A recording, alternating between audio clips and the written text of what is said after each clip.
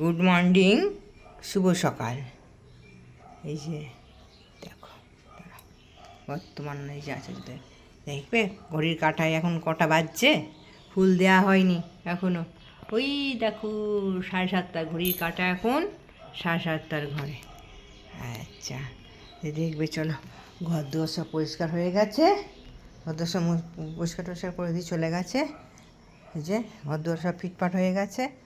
এবার করবো, জামা কাপড়গুলো ছাদে মেলে আসবো। আজকে অনেকগুলো ফুল পেয়েছি, দিদিও এনেছে আর আমিও পেয়েছি। যে এক ঝুড়ি হয়েছে, ফুল ভাগ হবে। উপর থেকে ঘুরে আসি, ঘুরে এসে ফুল ভাগ করব। আমার গাছ, কলকে গাছে অনেক ফুল ফুটেছে, সব লাল জবাও অনেক ফুটেছে। দাঁড়াও, আমার কলকে গাছে অনেক ফুল ফুটেছে আর লাল জবাটা অনেক ফুটেছে। আজকে দুটো আবার জামা কাপড় কাচলাম, কেচে এবার ছাদে মেলে দিয়ে আসি। ছাদে মেলে দিয়ে আসি বলতে, কালকে কাপড়টা পরে গেছিলাম মাতৃ সম্মেলনে, কাপড়টা ভিজে একদম ঘামে ভিজে গেছে। 2-3 দিন পরা হয়ে গেল কাপড়টা। ওই জন্য কাচলাম, কেচে মার দিলাম, মার দিয়ে রেখেছি। দাদা ভাই যে একটা জামা প্যান্ট সব টুকটাক একটু কাচলাম, কেচে রেখেছি, মেলা হয়নি। দিদি তো রোজ কাচবে না, ও কালকে কেচে দিয়েছে, আজকে আর বলিনি, নিজেই কেচে নিলাম। কেচে নিয়ে এবার মেলে দিয়ে আসি। দেখা যাক, সূর্যদেবটা এখনও রয়েছে। বৃষ্টিদিকে বললাম, এখন আমার ছেলে যেখানে থাকে হায়দ্রাবাদ, ওখানে গিয়ে হতে, সারা ভারতবর্ষের বৃষ্টি এখানে হলে এক জায়গায় হলে হবে? সব জায়গায় ভাগ ভাগ করে হতে হবে তো, ওদেরও তো ইচ্ছে করে।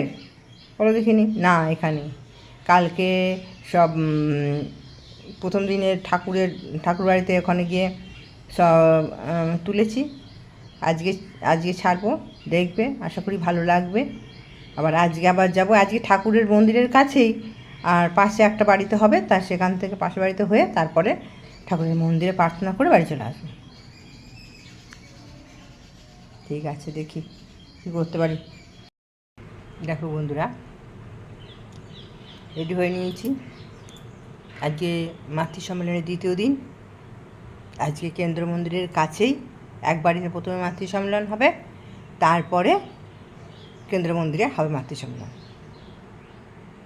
চলো সঙ্গে থাকো, দেখি কতটা কি দেখাতে পারি। কালকে অনেকটাই দেখাতে পেরেছিলাম, আশা করছি দেখেছো। সঙ্গে থাকো।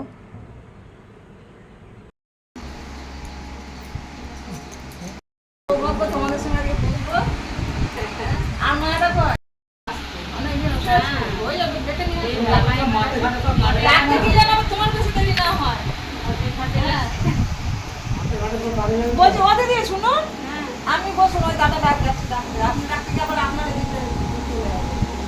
আগে আমরা জানি না তো দাদা, আমাদের ভুল হয়েছে।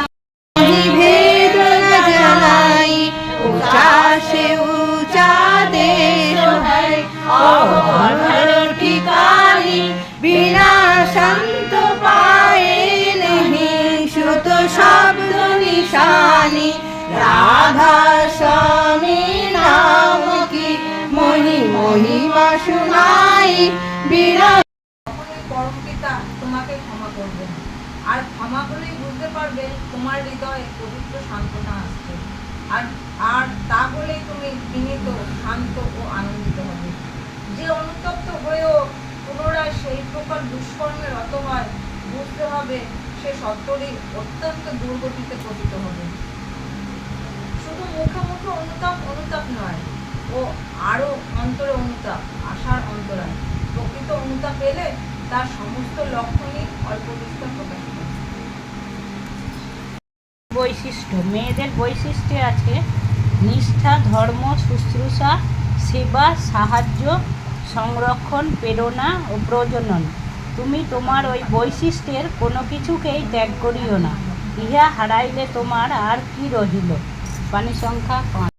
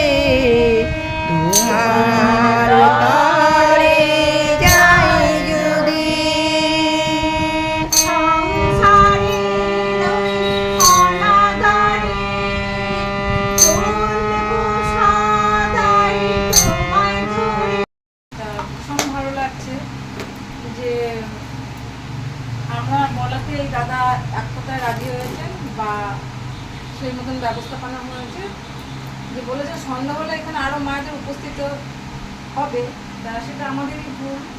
তো সে যাই হোক, আমরা চেষ্টা করবো এখানকার আশেপাশে যত মায়েরা আছে সবাইকে নিয়ে যেন আমরা ঠাকুরের পথে চলতে পারি। তার কারণ এখানকার পাশেই আছে আমাদের এই সাতগেছিয়া সৎসঙ্গ কেন্দ্র মন্দির। তা আমরা অত দূর থেকে আসি, এখানকার মায়েরা যদি সঠিকভাবে অ্যাক্টিভ হয়ে উঠতে পারে, আমার মনে হয় আমাদের পক্ষে খুব সুন্দর মনে হয় কি এটাই সঠিক, যে মন্দিরের পাশে মায়েরা আছেন অথচ ঠাকুরের ভাবধারাটা এই আশেপাশের মায়েদের মধ্যে আমরা সেভাবে ঢুকিয়ে দিতে পারিনি।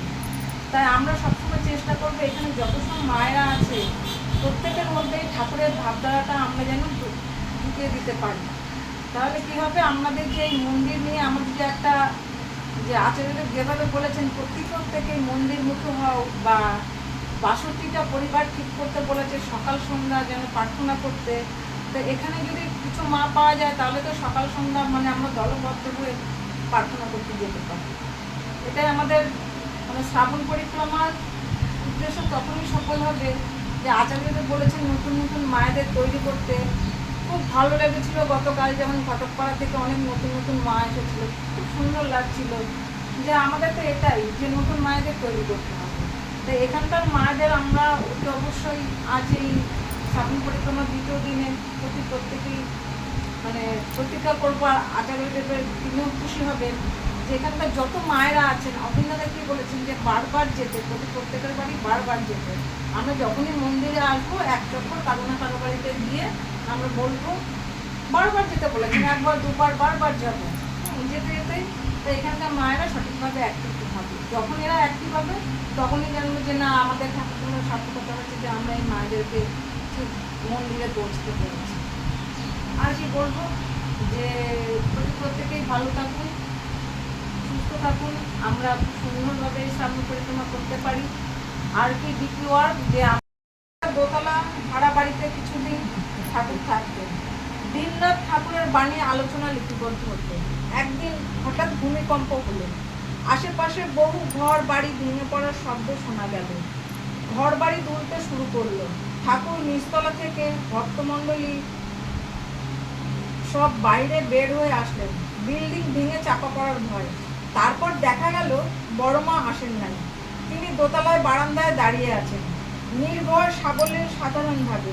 ঠাকুর উদ্বিগ্ন হয়ে ডাকছেন, বড় বউ তাড়াতাড়ি নেমে এসো, বাড়ি ভেঙে পড়বে। বড় মা এলেন না। এ অদ্ভুত লীলা বোঝা ভার, বোঝে প্রাণ বোঝে যার। ভূমিকম্প থেমে গেলে বড় মাকে সদা প্রিয়দা জিজ্ঞাসা করলেন, যদি ঘর ভেঙে পড়তো আপনার ভয় করেনি?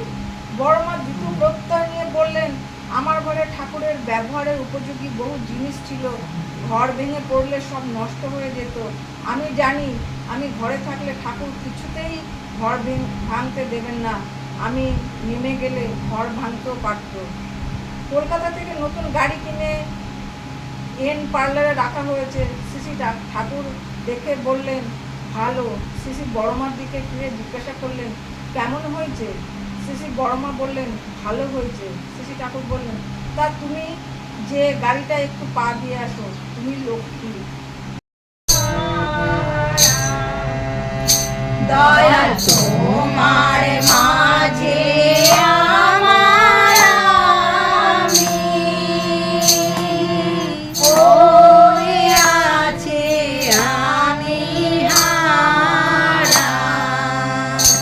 ওরে ওরে আমার সবার সাথী, ওরে ওরে আমার সবার সাথী।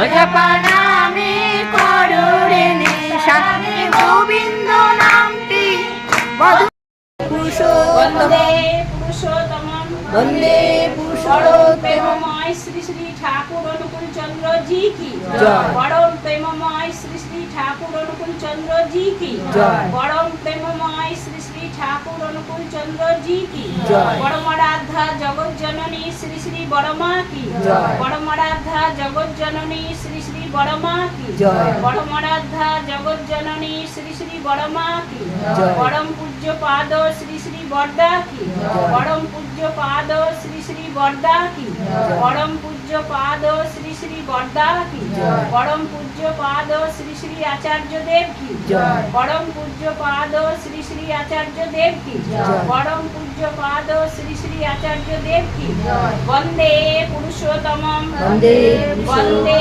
পুরুষোত্তমম পুরুষোত্তমম বন্দে বন্দে পুরুষোত্তমম আর্য পিতৃম বন্দে আর্য বন্দে পিতৃম মাতৃবর্গান বন্দে বন্দে মাতৃবর্গান অহং কৃষ্টি দৈবতম বন্দে অহং কৃষ্ণ বন্দে দেবতাম পুরুষোত্তমম বন্দে বন্দে পুরুষোত্তমম পুরুষোত্তমম বন্দে বন্দে পুরুষোত্তমম পুরুষোত্তমম বন্দে পরম পুরুষোত্তমম প্রেমময় শ্রী শ্রী ঠাকুর অনুকূল চন্দ্র জি কি জয়।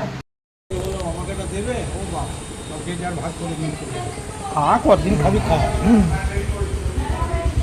চলে এসছি আমরা কেন্দ্র মন্দিরে, চলে এসছি এখানে প্রার্থনা করে বাড়ি চলে যাবো।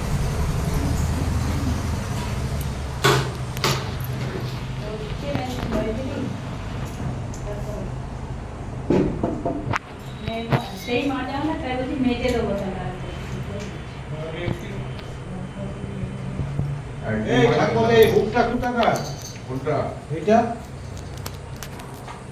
ওইটা রেখে দেন না, যেখানে ছিল কোথায়? ওরা ছিল বাইরে ছিল, কে নিয়ে চলে গেল? কেউ যাবে না, ওটা জানলা দিয়ে রাখা থাকে। হ্যাঁ? জানলা দিয়ে রাখা থাকে। কেন হুক কোথায় নাকি? জানলার ফ্যানটা তো দিকে নিয়ে ফ্যান আসতে হবে তো। এই ধরিতে? শাকটা নিয়ে আসতে হবে, দাঁড়ান তো। শাকটা নিয়ে আসবো তো।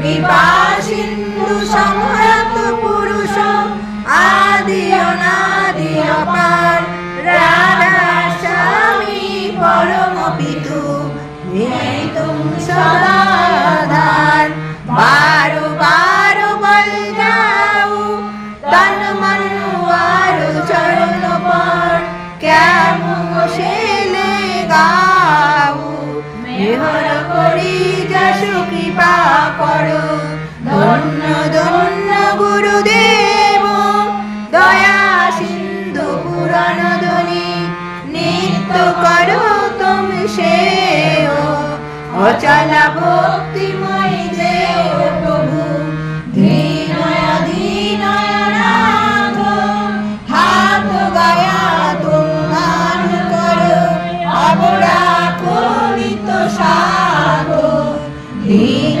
দয়াল পারিধি কাম ক্রোধ মদ লোভ সব ব্যাধি অবগুণামি বহুরা কোমের লাজ তুমরারে আপনায় পড়া রাধা স্বামী গুরু সম্রাট তুমি না আওরণ দুসরা আবু করো দয়া পড়ো শপথ তুমরারে অত বিলম্ব কেউ দয়া করো মেরে সাইয়া দেও প্রেম কি দাত দুঃখ সুখ কুছ বাতে ছুটে সকল তুফান দয়া করো মেরে সাইয়া দেও প্রেম কি দাত দুঃখ সুখ কুছ বাতে